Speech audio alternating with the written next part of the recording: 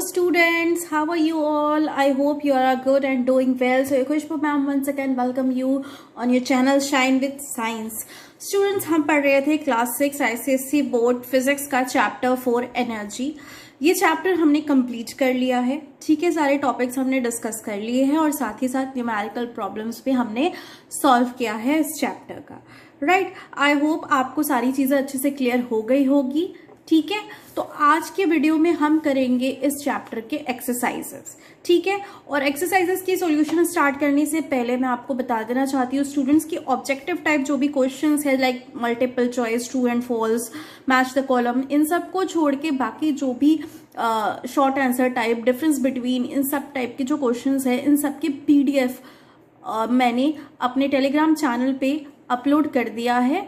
इस वीडियो के description box से आप मेरे टेलीग्राम चैनल का लिंक पा सकते हैं स्टूडेंट्स. वहां से आप उसे कॉपी करके मेरे टेलीग्राम चैनल को सब्सक्राइब कर लीजिए और वहां से आपको सारे अपडेट्स मिलते रहेंगे. सारे चैप्टर्स के जो भी मैं सॉल्यूशंस डालती हूँ उन सारे चैप्टर्स के आपको सॉल्यूशंस के कंप्लीट सॉल्यूशंस के PDF आपको अवेलेबल हो जाएंगे मेरे टेलीग्राम चैनल पे जो कि शाइन विद साइंस के नाम से है. ठीक है स्टूडेंट्स, तो चलिए स्टार्ट करते हैं करना सॉल्यूशन. मल्टीपल चॉइस क्वेश्चन से बच्चों, capability to do work is called energy. Okay, hammer is an example of which type of lever? Class 3 lever होता है hammer. Load is between the effort and the fulcrum in which type of lever? Class 2 lever में जो load होता है, sorry जो load जो होता है वो एफर्ट और फल्क्रम के बीच में होता है. Mechanical advantage of class 1 liver is less than 1, greater than 1, equal to 1 और all of the above. तो all of the above होगा students.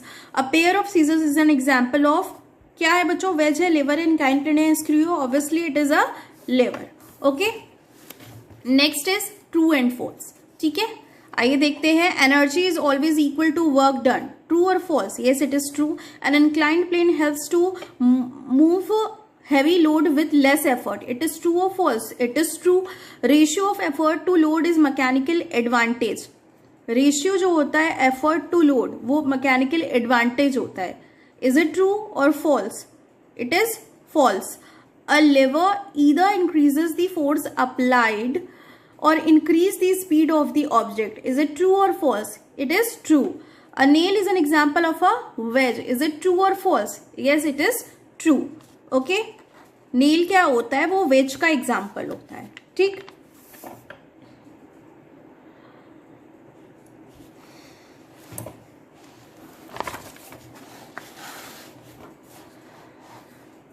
Now next is fill in the blanks.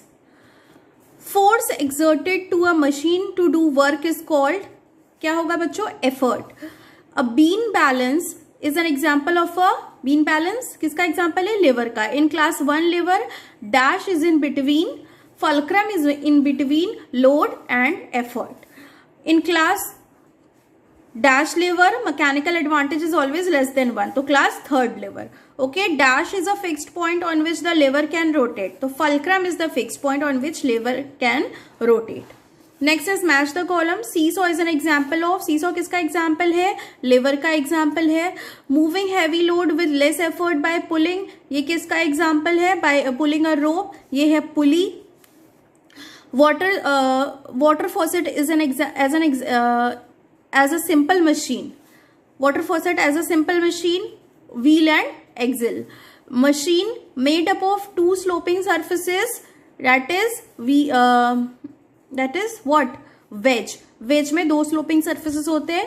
Ramp is an example of which machine? Inclined plane. Okay, now name the following. Capacity to do work depends upon the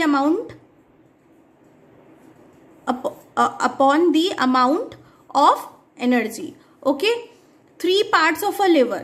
तो effort, load और fulcrum. ठीक, the factor by which a machine makes our work easier, तो वो क्या होता है बच्चों? Mechanical advantage. Distance between effort point two fulcrum क्या कहलाता है? Effort arm. Distance between the load point two fulcrum क्या कहलाता है? Load arm. ठीक है, नेक्स्ट क्या है बच्चों? न्यूमेरिकल है. ठीक है, ये जो न्यूमेरिकल क्वेश्चंस है, ये चारों क्वेश्चंस मैंने अपने प्रीवियस वीडियो में, जो कि इस चैप्टर का 6th वीडियो है, पार्ट 6 वीडियो इस चैप्टर का जो है, मैंने उसमें सारे न्यूमेरिकल्स, ये चारों न्यूमेरिकल्स सॉल्व करवाए हैं। अगर आपने वो वीडियो नहीं देखा है तो आप उस वीडियो को देख लीजिए, वहां से आपको पता चल जाएगा कि ये न्यूमेरिकल्स कैसे सॉल्व होंगे।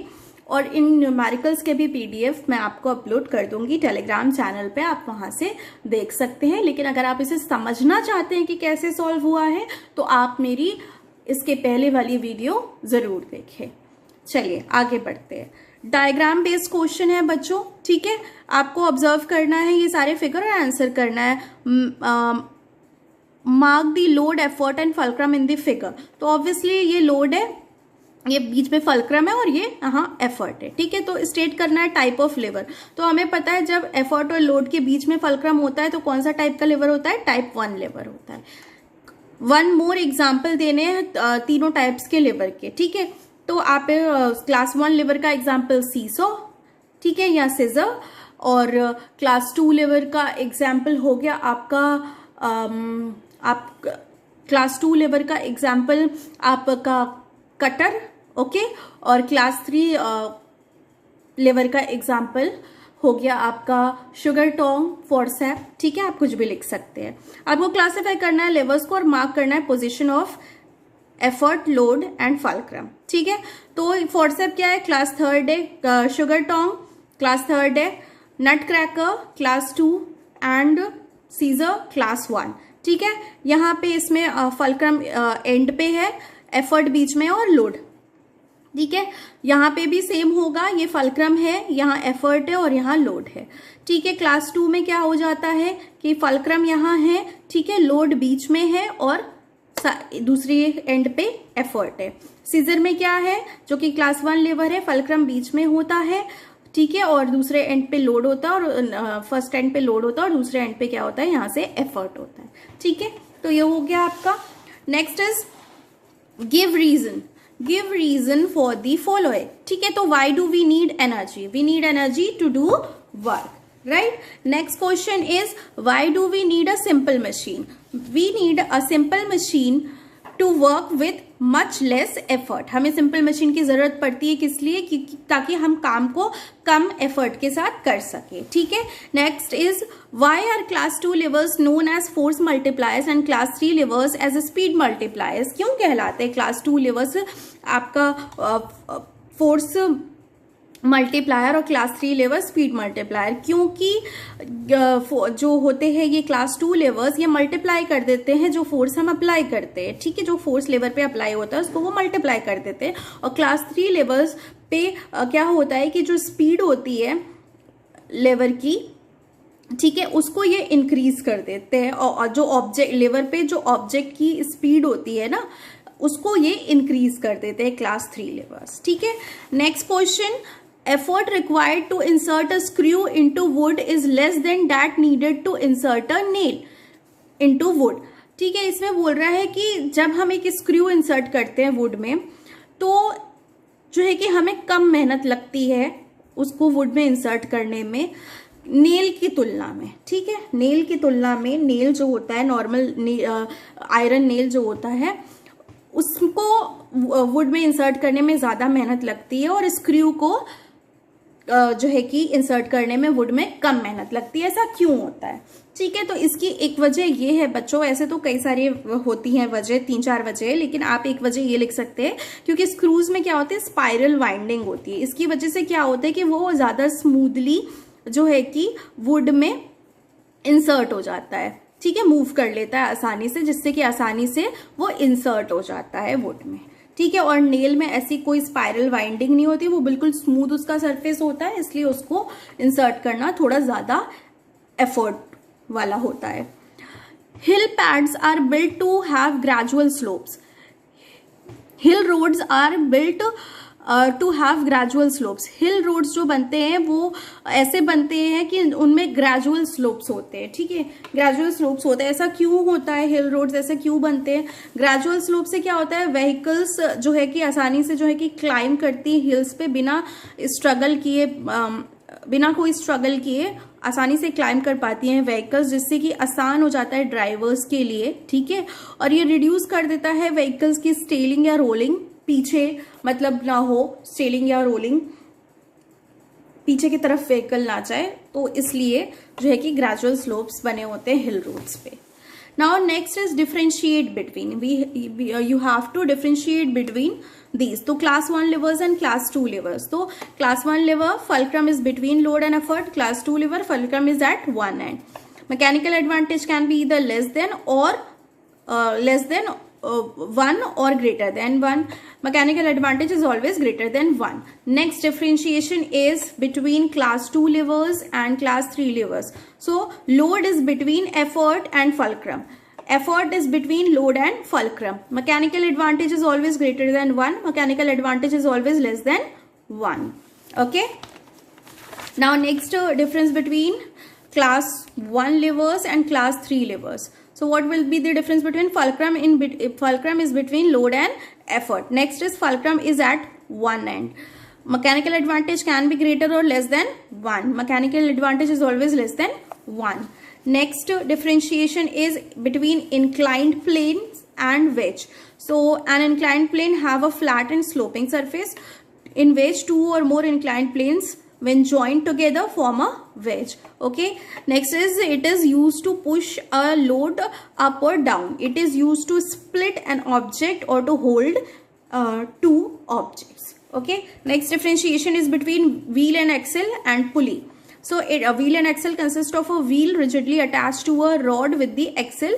Pulley consists of a wheel with a groove that has a rope wrapped around it. Next is there are two cylinders. If one rotates, other one also rotates in wheel and axle. What happens in pulley? The wheel of pulley rotates when force is exerted on one end of the rope. Okay. Next and the last differentiation is load and effort.